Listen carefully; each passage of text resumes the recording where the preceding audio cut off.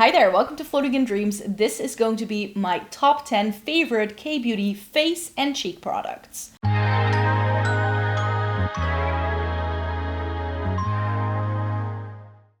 Welcome to everybody watching today. Thank you so very much for joining me.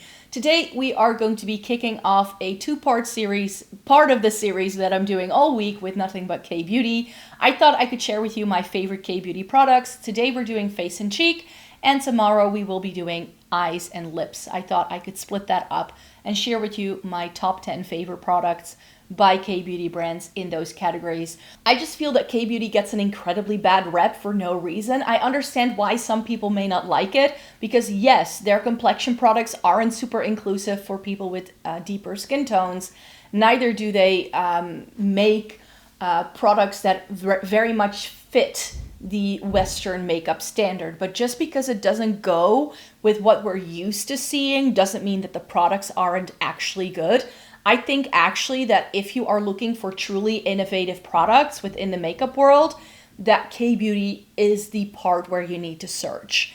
They are doing the things that then brands like Rare Beauty copy, and they just westernize it, making things more warm-toned. But a lot of the formulas that are raved about in the online beauty community are produced in Korea. So why don't we just cut out the middleman and actually go to the source and try these products from actual K-Beauty brands?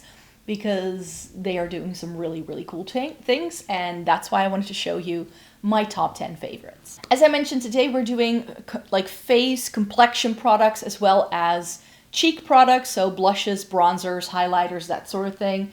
Within those categories, I have a couple of firm favorites, and those are the ones I want to share with you. So I do have less in the complexion product, even though I do test out a lot in those categories, because I do think that K-Beauty complexion is like, it's up there in terms of quality. If you have issues with your skin breaking out and all that, if you're looking for makeup that fuses skincare and makeup together, try K-Beauty, because they excel at that sort of being smack in the middle kind of territory. So I have 4 complexion products here. These are just my top favorites in those different categories, but I have shown you other products in these ranges as well. So I'll make sure to link a couple of my previous videos in the description box down below so you can have a look. So first up, where would we be with K-Beauty and not talk about a BB cream? We have to talk about a BB cream. This I tried last year. I did a K-Beauty BB cream / foundation trial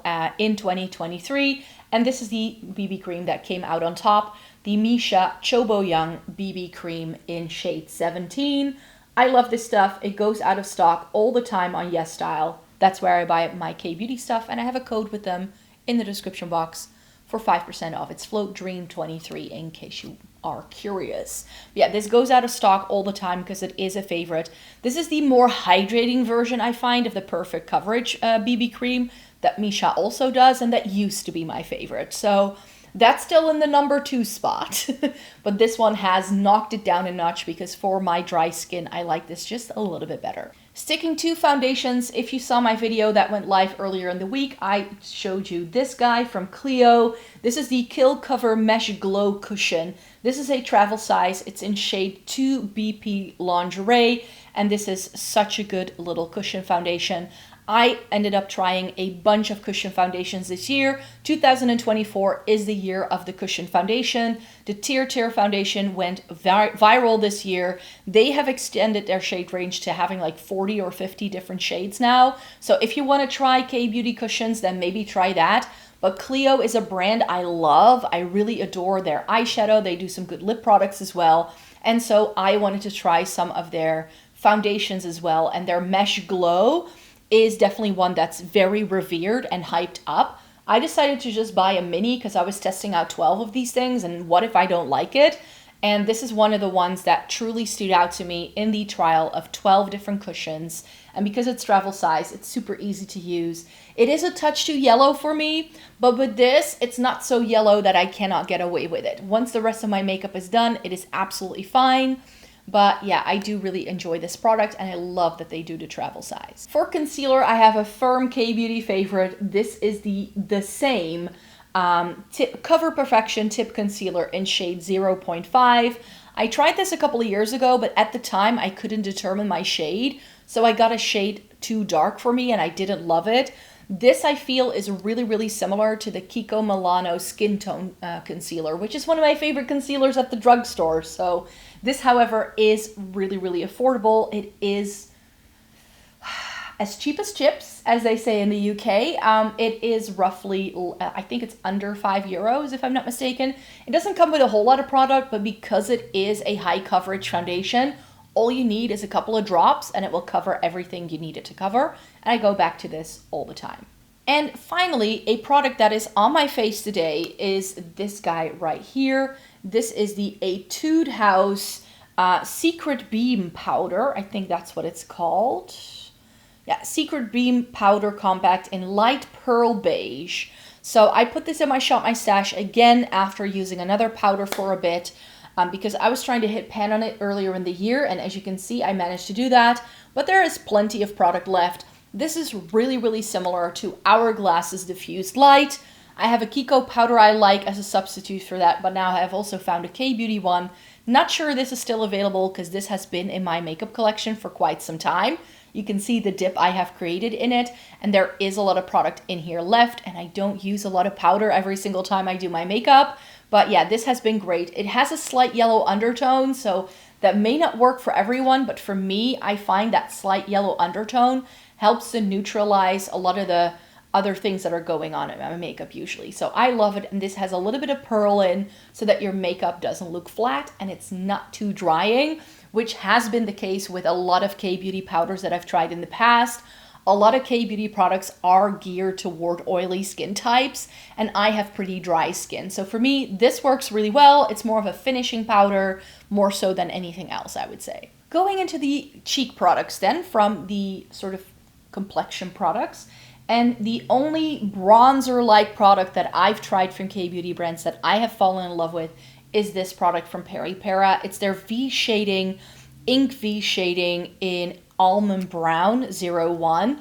If you're looking for a cool tone bronzer-like product, then K-Beauty can be really good. However, bronzers aren't really a thing within K-Beauty. Contours, a little bit, but you're going to be hard-pressed to find something that's going to make you look sun-kissed, because that's not the aim of K-Beauty makeup trends. Very often, it's actually the opposite. So to find something like this, and because it has these grayish tones over on this side, this works really well for me. So for me, this has been lovely. But if you're looking for a bronzer within K-Beauty, you're gonna have a hard time. You're gonna have a hard time. It's getting better. They are getting more into that, because I feel that as sort of the world globalizes even further and more people have access to these products, these brands are also starting to cater to what other territories might want or need, but it's definitely far and few in between. Like, it's not as if every brand within the K-Beauty market seems to have any sort of bronzer-like product. It's mainly highlighter and blush that you're going to find. Speaking of highlighter, this thing right here, which I repurchased. It's by Clio. It is their Prism highlighter in Fairy Pink. I decluttered it because it was too similar to other things I had. Did I miss it in my collection though? Oh yes. So when this restocked on YESSTYLE, I picked it up again. This is really, really pretty. It's very similar to Max Show Gold. However, I feel that Max Show Gold is a gold with a pink flip. This is a pink with a gold flip. So I feel this has more of the cooler undertone. Like, you can really see that shifting there.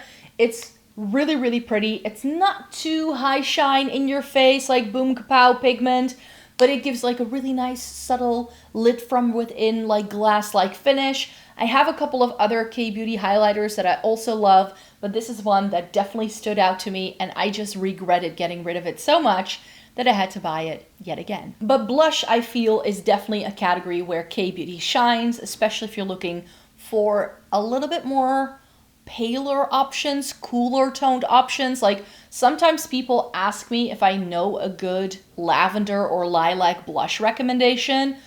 I find that within the Western market, we don't get the cooler toned lilacs that a lot of people are looking for, but K-Beauty does them. One sort of dusty lilac option I have found and loved is this one from About Tone. I don't think I can read what this is. No, I can only read the shade name. It's shade 4, but it's a liquid blush in this really sort of dusty, pinky lavender shade. I have a couple of blush options from K-Beauty brands that are actually too light for me, which has never happened to me before, but K-Beauty can do really nice, cool-toned, pinky purpley leaning blushes that are absolutely stunning. I have one on the wish list currently that is by a brand that is coming up in a second. But yeah, the K-Beauty realm does blush shades that are a little bit different from what most brands have to offer in the world, especially within Western makeup. So if you want something a little bit more unique, they can definitely help you out there. I was talking about a brand that I was hoping to get a new blush by. It's on the wish list. It's by Etude House, and I think it's actually the repackaged version of what I have here. This is it's a mouthful, the Lovely Cookie Blusher in Ginger Honey Cookie. But I think they did away with this domed packaging, which in a way I don't mind. It's really cute because it has this really, really cute little puff. Oh, it's so pretty. Here's what the shade looks like. It's one of my favorite sort of neutral, barely there kind of blushes, but I believe they just made it like flat packaging. So I wanted to try one of those reformulated ones. I think they're called like the Play blushes now, and they seem to do a really pretty purple offering. So that's the one I would like to get. But this has been a long-standing favorite in my collection. And if I think of a neutral blush, like so many of my neutral blushes, I ended up decluttering, and this is one of the ones I've kept because it's that good. And it wasn't that expensive. It was only like €7 or something. So Etude blushes are really good. Another blush I have raved about for years, but I can't stop because I still love it. You can't see it because I just shook this a little bit, but this is going down and you can see the usage on it. It's by Apieu, and it's their Juicy Pang blusher in the shade Strawberry. I have 4 of these. I've got Raspberry, Strawberry, Guava, and Cherry. I think that's the name of it. And these, texture-wise, formula-wise, are nearly identical to the M Cosmetics Serum blushes. I feel these are a little bit more sheer. They're not as pigmented, so these need more building up if you want to go for a very blushy look. But because I'm so pale, I actually enjoy that these are a bit more sheer, because one of the issues I have with the M Cosmetics is that I sometimes find them difficult to control because there's just too much product.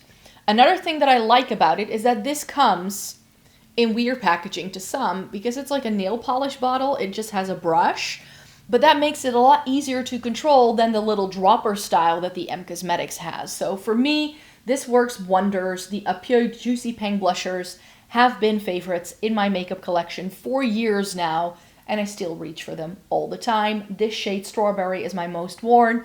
I love it in the summertime. And then finally, a recent discovery, and something that's actually on my cheeks. Both of these are on my cheeks, this way round. These are by Fwee, and these are their blurring pudding pots.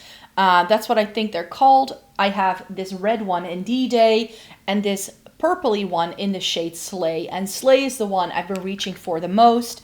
It's this really nice dusty, plummy, cooler tone mauve, but it definitely has a little bit of brown to it, so it doesn't look too flat. It still looks like blush. With some cooler tone blushes, I feel it no longer looks like blush, because if I blush, I do have that reddish undertone that's coming through, and it's not super pink. So Slayy is on this side, and I feel it really works well with my complexion. And D-Day is on this side, which is like a brighter, warmer toned red. And the way I had envisioned this is that D-Day could be great for me in like the spring summer season, and then Slayy more so in the fall winter season. This is more neutral. This is a bit more of a pop of color. I love these, and they are the weirdest texture you've ever found, because pudding pot is exactly what this is. It feels like moussey jello. That's the only way to describe it. I just dip my finger in ever so slightly until I feel it bounce back. I dip it twice, and then I dip it onto my cheeks, and I tap it out with my finger, like spreading it out as I go. And this is the effect I get with just that little product. And these two, they're huge. I haven't tried them on my lips yet. That's what I hope to do later this week. I think by the time this video goes up, you may have seen that, because I think I want to do it in the video. I'm posting on Thursday, but I still need to film it. So by the time you watch this, that video will have gone up. But yeah, these blush pots are stunning, and as I said, they can also be used on the lips like a bit of a stain. And Fwee is a K-beauty brand I think is one to watch because they're doing some great innovative products. One of the things they're currently doing is a gloss that you can buy in a 30% or in a 70% opacity level sort of version, and so you can buy the kind of gloss you want. Like, do you want a more full-on look? Do you want... I think it's ingenious. And these ones as well. When I saw these, like, there's a TikTok creator I follow. Her name is Bronte Marie. I think she's in Australia or New Zealand, like that side of the world anyways. I don't remember exactly where she lives. And she seems to have much better access to K-beauty than I do. So I always watch her stuff to see what's new. And then when I see a product on her page that I like the look of, and this is one of the things that I really wanted to try. They can be hard to get a hold of though, because they sell out really quickly. But yeah, I'm really happy with especially the shade Slayy, because this kind of thing I love wearing. I just love wearing.